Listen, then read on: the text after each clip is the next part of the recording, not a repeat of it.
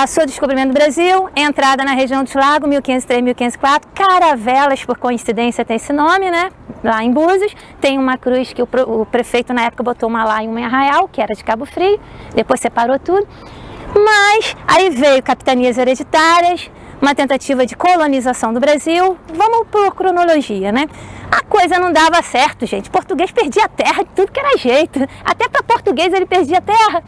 Mas enfim, o francês, vamos falar especificamente do francês, se aliou aos indígenas tupinambá daqui, de cultura tupinambá. Cultura tupinambá, bons de artesanato, de argila, eram clarinhos, não eram morenos, porque eram de Mata Atlântica fechada, beira da lagoa, aqui de Araruama. Inimigos naturais do Goitacá, da cultura Goitacá. O francês chegou, fez amizade, poxa, esse pau-brasil é tão importante, isso aqui tudo era pau-brasil em volta da lagoa. Tanto que um porto de desembarque de pau-brasil era a sombra da Serra de Sapetiba, eles já vinham encostando aqui para aportar lá, para descer pau-brasil. E nessa amizade com os franceses, toma uma arma, te ajuda melhor, toma uma faca, um metal, um tecido. Fizeram amizade, fizeram família também. Nasceram vários curumins. E essa família, tá um negócio vibrando aqui. Esse não é meu filho, só um instante. Não, não é, então tchau.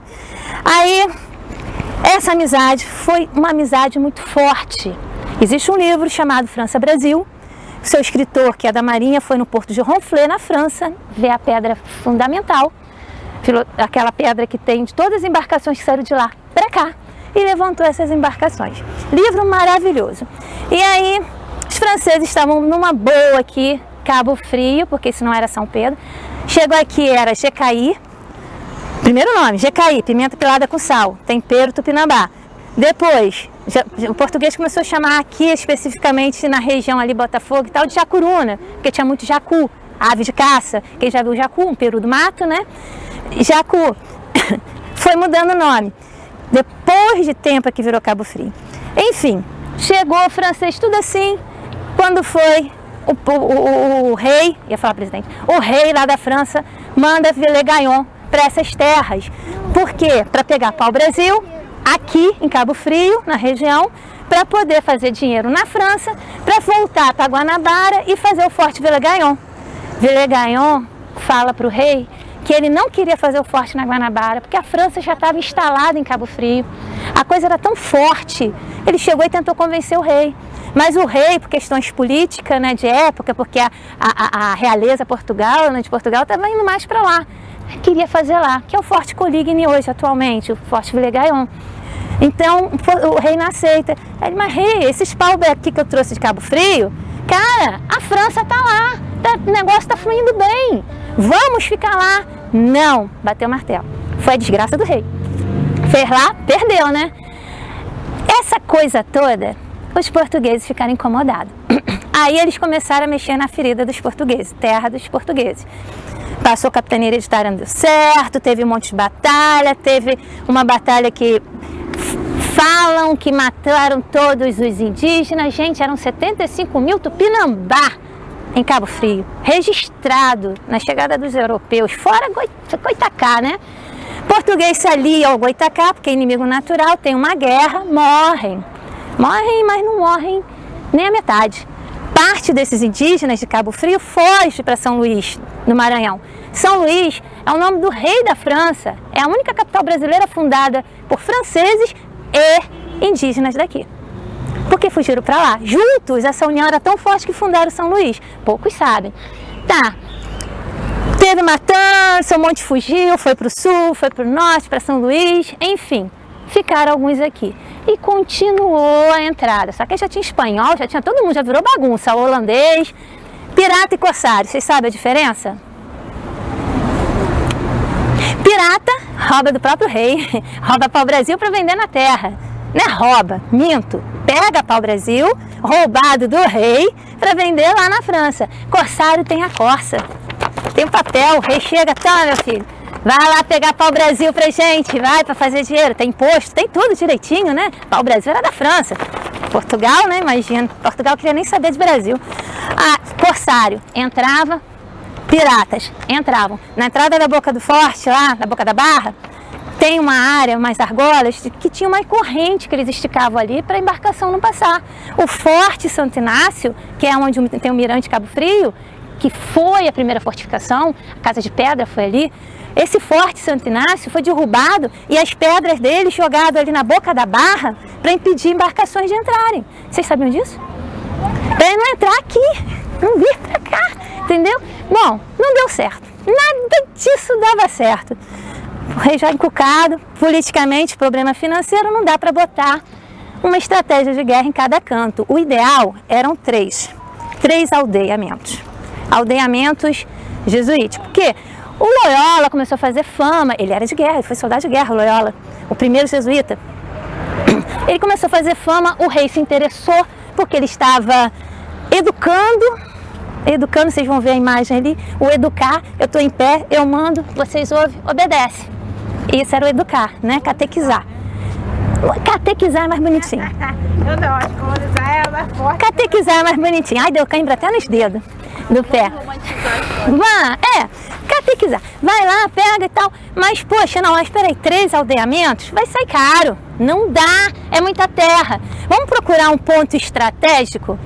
Aí encontra o ponto estratégico para defender Cabo Frio, que foi fundado em que ano? 1615. 1617 funda aqui, fundação. Começou a construir em 1620, tá? E levava anos, não era construído de uma hora para outra, né? Acho que foram 152, 153 anos construindo, uma coisa assim. Mas enfim, vamos botar um ponto estratégico. Um forte disfarçado de igreja, gente. Os jesuítas vieram bonitinho, lá andando com os indígenas lá de Heretiba, que é atual... Isso. Aí chegaram aqui, vieram com uma santa em procissão. Vocês vão ver a santa que está lá dentro. A gente vai lá ver ela antes de ir para lá. A Santa Nossa Senhora Imaculada, acho que é Assunção, ela, Imaculada, Assunção, está ali de 1591. Veio junto com os jesuítas, que levanta uma questão, porque São Pedro é nome recente. Não era São Pedro.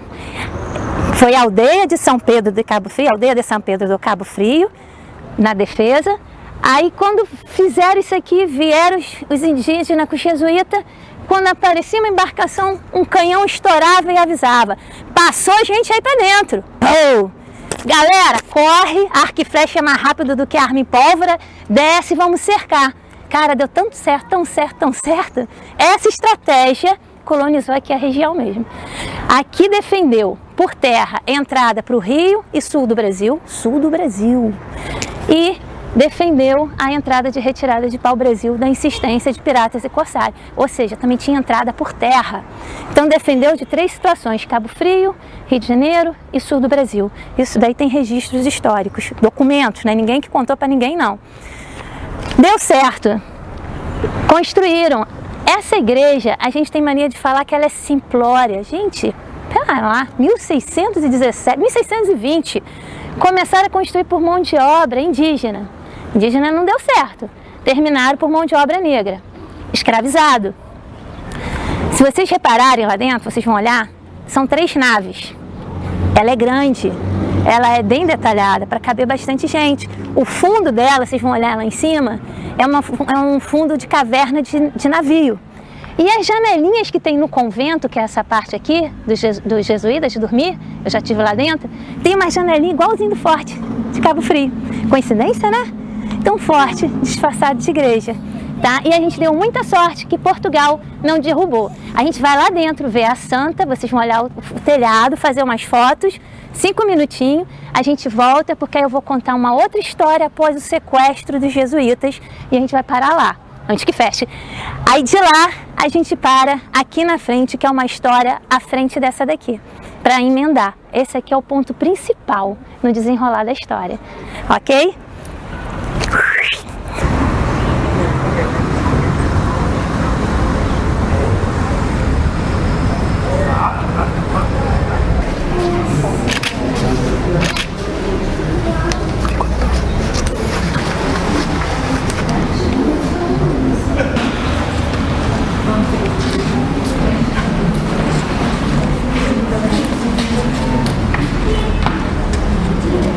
Bom, jesuíta veio, deu certo, conseguiram com arco e flecha, que era melhor que arma e pólvora, evitaram corsários, pirata, entrada, exploração aqui. Porém, eles podiam vender parte de suas terras. O rei deu, né, parte dessas terras para os indígenas e fizeram tipo uma reserva, né? Eu esqueci o nome agora. Enfim, fizeram terras indígenas catequizadas. Os que sobraram doentes, alguns se juntaram e tal, o povo cresceu. Jesuíta era tudo para o indígena. Era médico, professor, orientador, era tudo. Ele tinha o conhecimento que esses catequizados precisavam. Era o guia, né? O líder. Só que jesuíta vendia as terras, a terra não diminuía. Porque eles começaram a usar, isso eu não estou inventando, isso tem nos documentos, eles começaram a usar os indígenas para atacar as fazendas vizinhas. Gente, não era capitania hereditária? Não tinha fazendeiros? Então tinham fazendeiros aqui. Os primeiros a morar não foram os jesuítas, com certeza. Claro que foram os indígenas. Mas eles começaram a assaltar, a matar animais, a destruir engenhos, está escrito lá, destruir engenhos, a queimar plantações. Os fazendeiros não gostaram. Começaram a mandar carta para o rei.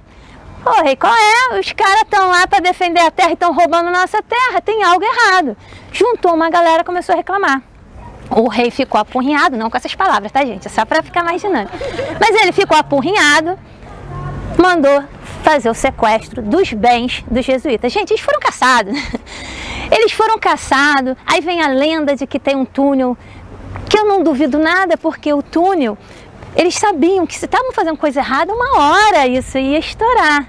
Assim como Dom Pedro também tinha, né, um túnel lá no museu, só que era de sair à noite, né, pra farra, que ele dava a volta na esposa. Mas aqui não, ninguém sabe se existe a lenda.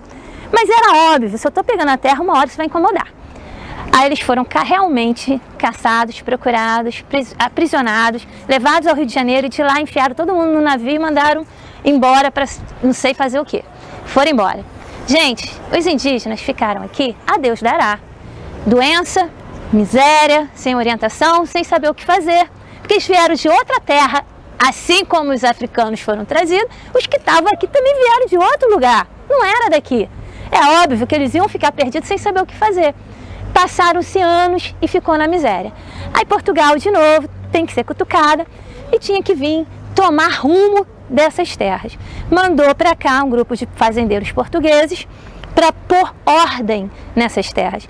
E esse grupo para pôr ordem nas terras era a Irmandade. Começou-se a criar a Irmandade Santíssimo Sacramento, que nós vamos visitar agora. Então aqui do lado, ó Robertão, aqui do lado nós temos o que era cemitério indígena, cemitério jesuítico, e depois passou a ser a Irmandade, um cemitério da alta, assim, que era braço direito da realeza.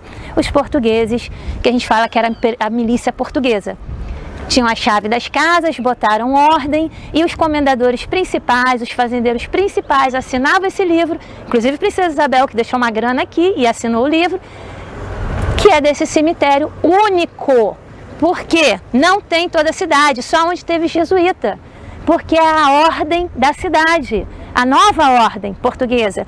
Pedras, vocês vão olhar, reparem, pedras portuguesas, obras de arte foram feitas na Praça de Lisboa. É diferente, tudo com simbologia. Foi aos céus, encontrou-se com os anjos, a lupa, o tempo corre igual para todos. Tem toda uma arte cemiterial. Vamos lá conhecer? Robertão tá ali. Ele ficou curioso, ele não reconheceu, ó, porque eu tava de cabelo vermelho. Vamos lá.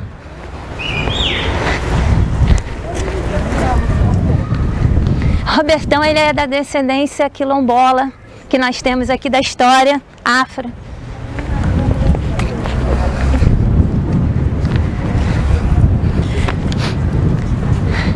Depois eu vou contar a história da igreja ali, mas esse cemitério, ele tem pessoas importantes, de 1840 a Irmandade, tá? Anterior ainda à igreja, vocês verem como que é tão importante o cemitério.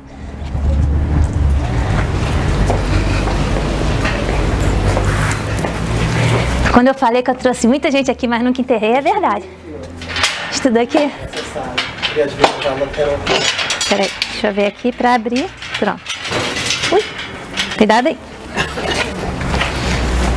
Aqui tinha um arco, eu tenho foto em preto e branco na hemeroteca, que tinha um arco, aquilo ali, ia direto e era cheio de arcos. Esse chão ainda é original. Aqui é pós-jesuítico. Cemitérios assim só existem em locais que tiveram história jesuítica. Araruama não tem, na terra da minha família, Iguaba não tem. E a de Cabo Frio não é tão viçosa como a daqui. A daqui é importantíssima. Bom, se vocês repararem, sem ser o mármore brasileiro lá atrás, todas essas jazidas aqui e essas aqui da frente são todas descendentes da história de São Pedro da Aldeia portuguesa. Menos aquele ali não, aquele é novo. Aqui tem um em destaque que eu quero mostrar. Vou mostrar dois principais. Dois principais. Uma história curiosa.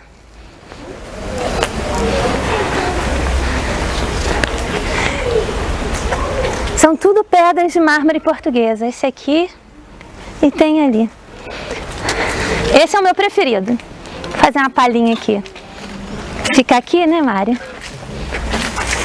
Só eu para tirar foto do cemitério assim, né?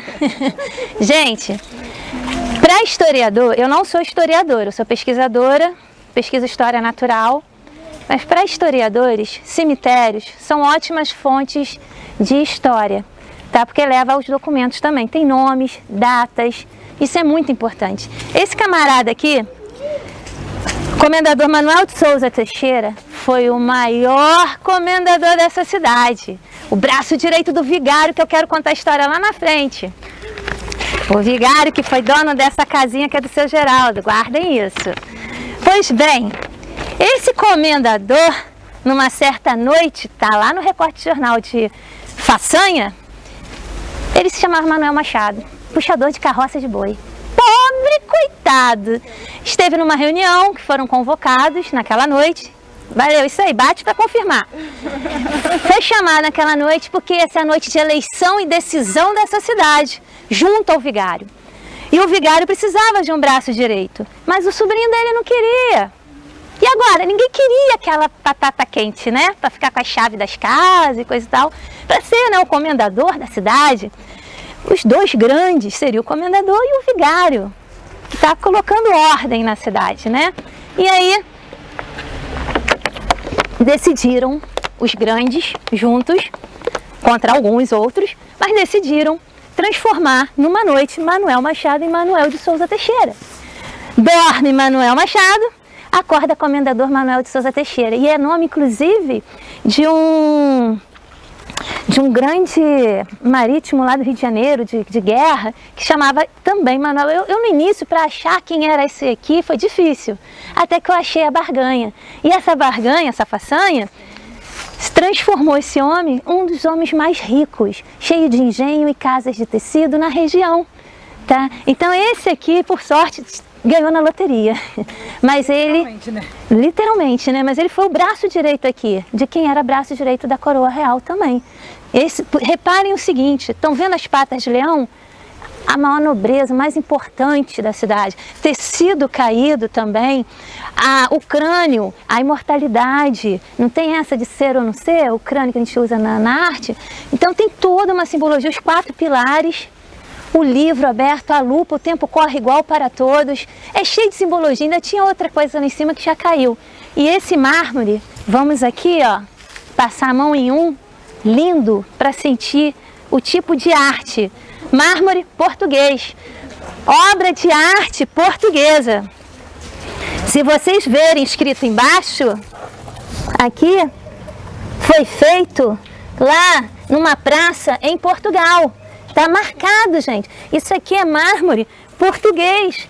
Essa obra aqui, toda talhada, toda detalhada, pensando, poxa, o tempo é igual para todos, todo esse detalhe, tem as ramas de oliva.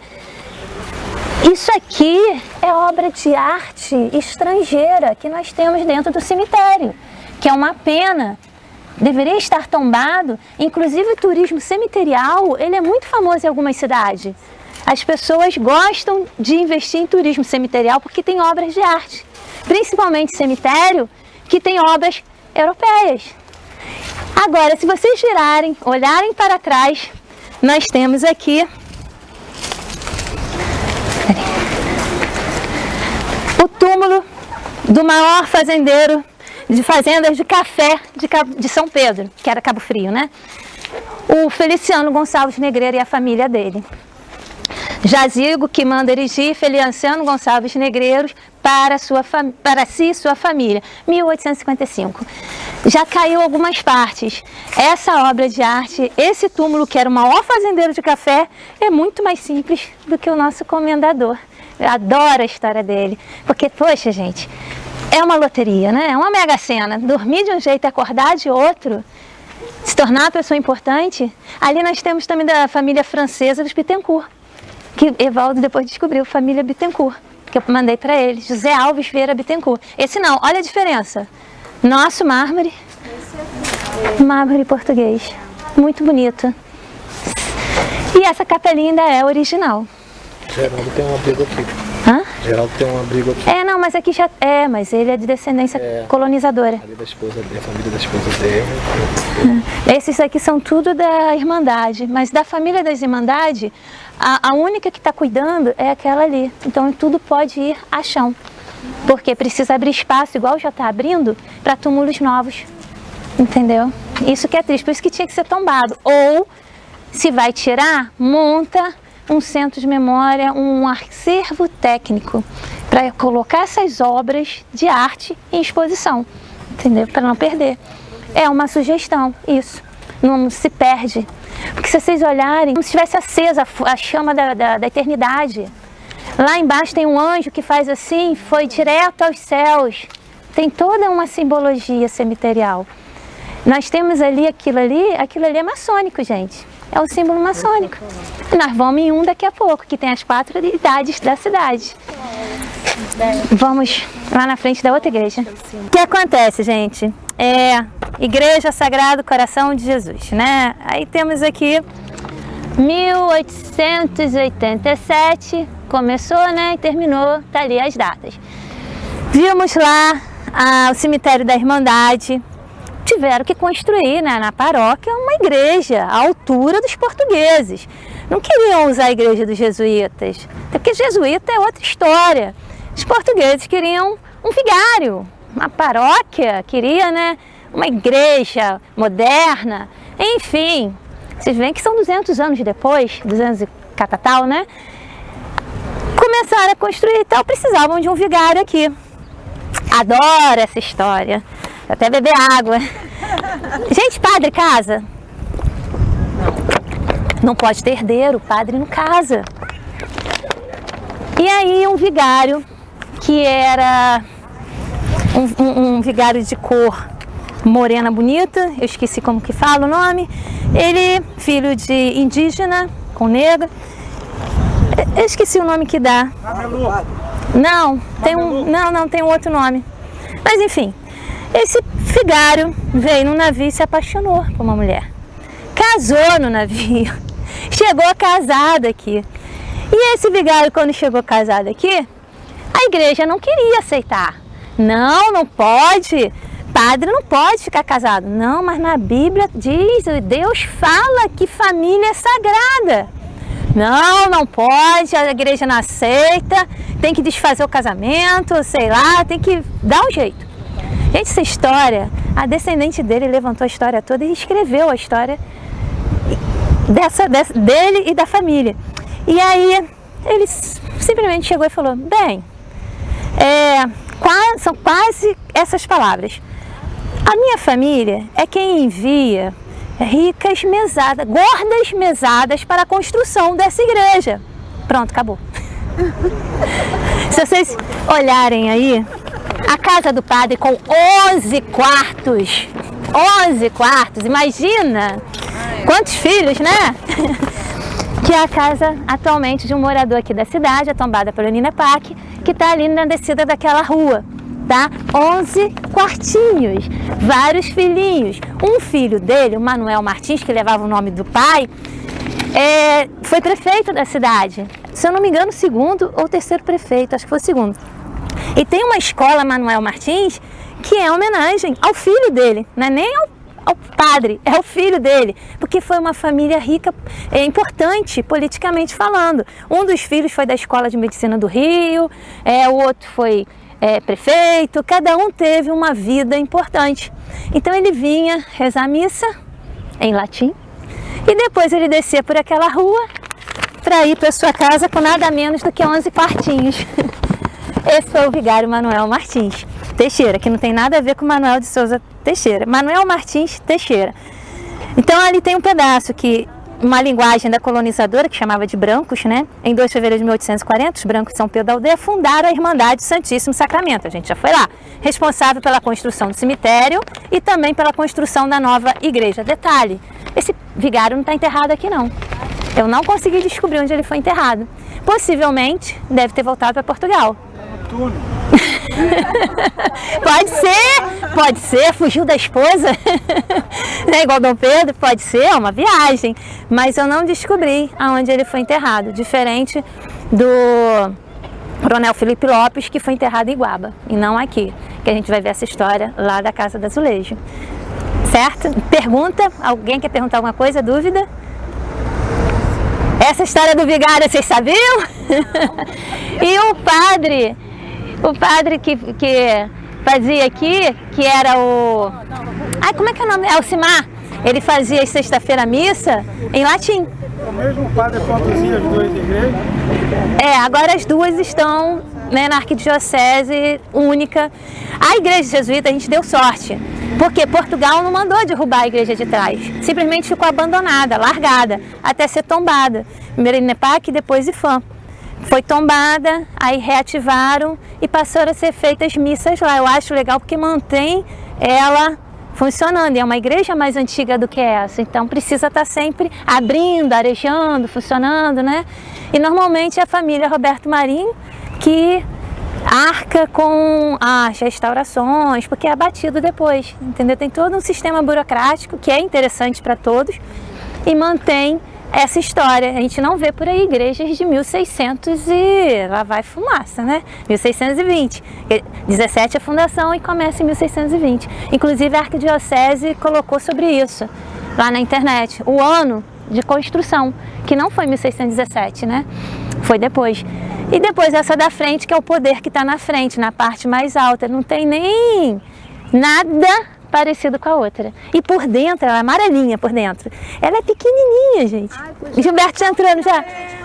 Ela é fechadinha, ela é pequenininha, gente. Não... Aí quando fala simplório, igreja dos jesuítas, gente, tem nada de simplório. Problemas de estrutura. Apesar de ser moderna, né? Mais moderna. A de trás é muito melhor. Pois é, aí eu vejo escrito simplório. Eu acho que aqui também tá assim, deixa eu me conferir. Ó, não é óleo de baleia, tá? Óleo de animais, de forma geral. Deixa eu ver se tá escrito aqui. Não, acho que aqui não. Não deve ter sido feito com o mesmo material. Não foi. Foi também uma época mais rústica, isso tudo aqui era floresta. Quando eles chegaram aqui, já tinha tido aldeamento, já estava mais aberto, já estava mais fácil, entendeu? Os guerreiros foram lá de trás, gente. Fazer aquilo lá não foi fácil, não. Eu não sei se você falou que eu prestei atenção. Aquele símbolo lá em cima, que é aquela chave. A chave de São Pedro e são simbologias, né? Que São Pedro guarda a chave da cidade. Sim, tá. Aí aqui já foi Jecaí, Jacuruna ou Jucuruna, já foi Sapiatiba, Sapiatuba, Sapiaquara, Aldeia de São Pedro do Cabo Frio e depois... Fora de ordem, sim, né? São Pedro da Aldeia, quando ficou aqui com um fórum de cidade. Em 1920, alguma coisa, que a gente vai ver as datas. São 4 datas, aliás, eram para ser 5, né? 4 datas importantes. Aí isso eu vou falar lá no marco, sobre essas 4 datas. Vamos lá? Jesuíta? Aí ali...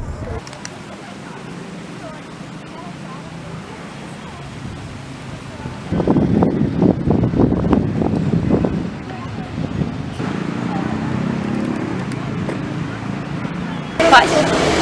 Lembra que eu falei que o canhão era um sinalizador e avisava da entrada dos piratas empossados? Então, esse canhão aqui tem outras versões, que veio lá do forte, pode ter vindo do forte? Pode. Santo Inácio, quando derrubou, tinha um monte de canhão, alguns foram pro Forte São Mateus, foram distribuídos. Mas tem um documento que fala que de Cabo Frio ao Rio de Janeiro, espalhado, tinham 88 canhões de fabricação de cunha inglesa, que era para avisar da entrada e passagem dos piratas empossados. Alguns aqui na Lagoa de Araruama. Existe um local aqui, vocês já ouviram falar em Praia do Sudoeste? Ponta da Peça, peça de canhão, da onde parece que esse canhão foi tirado. Acho que o Davi tem foto, né? O tio dele trouxe uma carroça para botar aqui. Então esse daqui tem a praia Ponta da Peça, que tem umas rochas, e lá estava o canhão, parece que estava lá, e era um sinalizador. E tem lógico, que eu olhei pelo mapa, ele avisa, dá pra ver daqui. Dá pra ver daqui. Então se ele estoura, sinaliza, a galera já desce, já arma o cerco. Já arma o cerco pra poder pegar o pessoal que entrava, entendeu? E a fabricação é inglesa. Se vocês olharem os detalhes, ele é muito bem feitinho. Eu adoro passar a mão nele, porque é liso, ferro, é um ferro fundido e é pesado. Como é que trouxe na carroça que é pesado, tá? E ele era usado mesmo, não era enfeite não. Aí reza a lenda que quem toca no canhão não sai mais de São Pedro da Aldeia. Uma hora eu saio. Vamos todo mundo tocar no canhão. Quem tá com medo? Vamos lá no mar. Nem precisa tirar, né? A coisa tá ligada a outra conforme vai descendo, com relação à história. Ah, já tá aberto. O que acontece? Deixa eu molhar a goela. Essa casa, olha ali, gente, 1858. O povo só dá atenção aqui, né? 1858.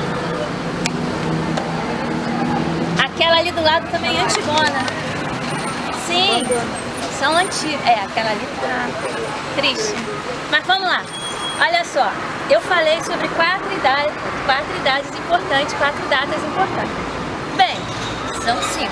Vamos ver por quê. Eu valorizo muito uma que não aparece, porque fez parte da história após a abolição.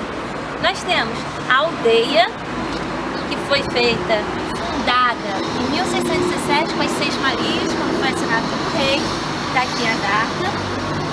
Isso aqui é que símbolo, gente? Que símbolo é esse? Não sei porquê, né? Mas, enfim. Mas vamos lá. 1617. Aí aqui, paróquia, 1795. Deixa de ser aldeia, passa a ser paróquia. Aí até vinha a história da Irmandade, 1840, até vinha a igreja. Olha o pulo de tempo. Paróquia. Aqui, Vila de Sapiatiba, só que 1890 foi quando se desmembrou de Cabo Frio. Em 1890, Cabo Frio pega de volta. 2 anos depois, consegue se tornar vila independente de Cabo Frio. E, por fim, Fórum de Cidade, já como São Pedro da Aldeia, comarca, 1929. Isso aqui, gente, é importante. À tarde, por quê? Quando foi aniversário da cidade, o pessoal faz lá na prefeitura a reverência à cidade, né? As termas de bandeira, parará, aquela parada toda. Aí vem uma bandinha, um estilo antigo, tocando. Tem todos os vereadores, os políticos, pessoas importantes da cidade, tem uma tradição antiga. Chega aqui com a bandinha, eu tenho gravado, compartilhei até no Face, isso de 400 anos quando foi aqui. De 400 anos eu fiz questão de estar aqui na Alvorada. Aí começa a hastear as bandeiras, reverência a São Pedro, a música, o hino, tudo bonitinho, todo mundo respeitando, que é uma tradição. Pode não ter desfile, mas isso aqui tem que ter todo ano. É a tradição, o respeito à cidade. Eu acho bacana os políticos fazerem isso, porque é um respeito, pelo menos nessa hora, é um respeito à cidade, tá? Terminou, aí faz a abertura para o desfile, que esse ano não teve, infelizmente, né? Porque é uma tradição também nossa aqui, ok? Bom, e agora a gente vai na casa do Feliciano Gonçalves Negreiro, o maior fazendeiro de café Esse fazendeiro, as terras de café não eram aqui. É lá onde é o assentamento hoje, Ademar Moreira. Lá era uma grande fazenda de café e tinha uma grande senzala, com uma câmara subterrânea de castigo também. Pois é, você não sabia, né? Eu tive lá, que era o curral, que agora não tem mais. E aí, esse fazendeiro, essa casa era mais pomposa na época. Esses azulejos vieram de Portugal, gente. Como é que restaura um azulejo desse? Portugal! Entendeu? Um brasileiro vai meter a mão. Mas enfim, a água, tem um tal do poço aqui, não tem? Acho que tá aqui o poço, deixa eu ver. Não. O poço, ele não abastecia São Pedro da Aldeia. Ele abastecia o centro de São Pedro da Aldeia. Cada bairro, cada canto tinha lá os seus abastecimentos, tá? Então tem um poço histórico, se vocês puderem descer, tem uma plaquinha, tá legal? Aquele poço mina água direto, tem uma drenagem para não encher de água a garagem do edifício, porque ali é direto. E tinha um rolão, por quê? O pessoal pegava o rolão a água, que era a pipa d'água de época, e levava nas casas, mas não para beber. Para beber, eu vou mostrar para vocês qual era o sistema que tinha para água de beber, tá? E aí ele construiu essa casa. Essa casa só teve 2 famílias como donos até hoje.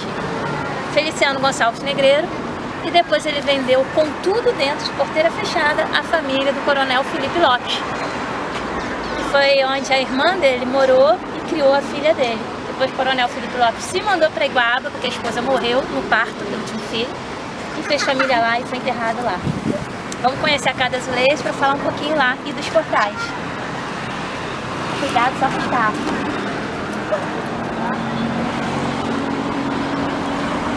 Estão fazendo foto, crianças? A aula de desenho, quando era escola de arte, foi aqui. Quando chovia, saía a ratazana do chão, caía a água do... Gilberto? Aqui foi a escola de artes. É a primeira escola de artes. Funcionava com tia Luísa, lembra? E a Rafaela junto depois, foi muito bom. Bom, cadê? Tá todo mundo aí? Sim. Crianças? Tá. O que acontece? Eu falei do rolão, falei do poço, que é uma água salobra. Aqui embaixo também tinha um poço, lá no final da escadaria, a escadaria ainda é original. Vocês vão ver os portais da lagoa, quem vem de barco via de quem eram as casas, as famílias pelos portais, cada um representava a família, quando descia mantimento, algumas coisas, né? Enfim, tinha carroça e tinha por via d'água.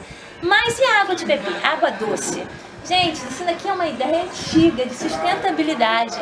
A água de chuva batia nas calhas. Estão vendo ali que desce, ó? Descia, e isso não é um poço, isso é uma cisterna redonda para manter fresca. Então a água da chuva descia por ali, parava aqui e daqui tirava a água para beber e fazer comida. Água de serventia, lavar louça, lavar roupa, né, essas coisas, já era a água lá do poço. Apesar que eles tinham feito um aqui bem salobro, né, na beira da lagoa. Agora a gente vai conhecer um pouco, deixar vocês conhecerem, vamos no canto ali, a Casa dos Azulejos. Vamos passar pelo salão principal, onde aconteciam festas em São Pedro, a coisa mais recente, né, que os antigos vinham dançar, paquerar, namorar, né. Era um salão de festas. Primeiro foi então Feliciano Gonçalves, depois família do Lopes Pinheiro. E do Lopes Pinheiro continua até hoje, com os netos dessa história. Vamos lá conhecer o salão, e do salão nós vamos no quarto, onde contam aquela história romântica.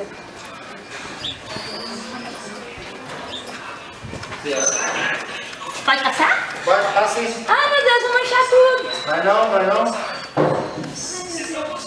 Bota o peso nisso daí, gente. Bora.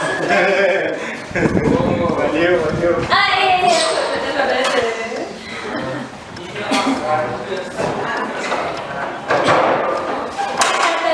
Não posso.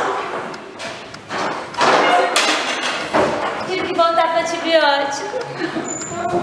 Mas pelo menos minha voz está voltando, viu? Sem voz. Você viu sem voz não, né? Olha, gente, aqui aconteciam festas, coisas mais recentes, né? Pós-coronel. E as festas eram grandiosas, né? Antes do SPEC, era aqui que tinha os encontros, forrozinhos, bailes, né? De época do pessoal aqui. Ainda tenta se manter, né? O original o máximo possível, mas quase que perde tudo aqui.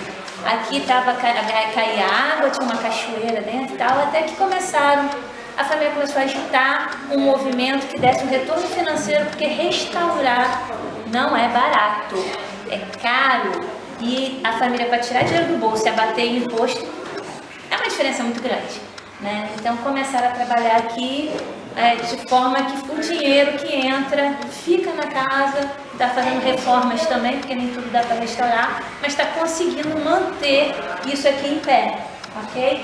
Tudo original ainda, janelas de madeira, chão, mas vamos aqui no quarto. Que não é o quarto da princesa. Mas a princesa não dormiu. Não. Ela nem chegou aqui porque a esposa do Feliciano Gonçalves estava nessa cama doente.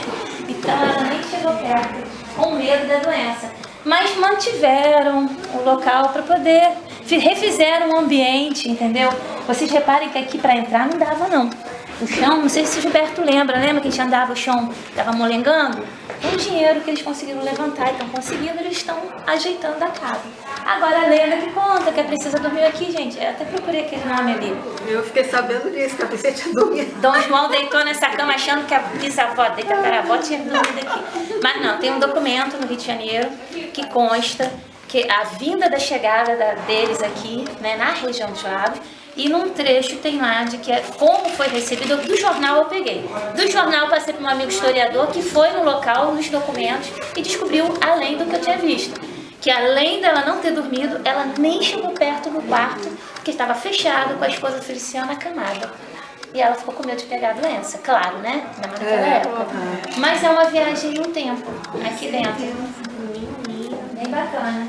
Aqui a Princesa Isabel. Eu tenho colorida, a foto que é colorizada dela quando deu. A obra do Caó. Botaram para fazer um ar mais bucólico, né? Ali nós temos a cuspideira, gente. Aquilo ali é a cuspideira. Sim. Que os caras mascavam fumo e que a cuspir. Até naquela. Acabou que isso é a cuspideira. Ali é uma sopeira, né? Uma sopeira. Aquilo ali tava lá. Esse quarto aqui, ele tem uma clarabóia, que é para clarear quando amanhece o dia. Minha primeira exposição de obra de teatro foi aqui. Façam foto. Não é a cama da princesa, mas é uma cama histórica.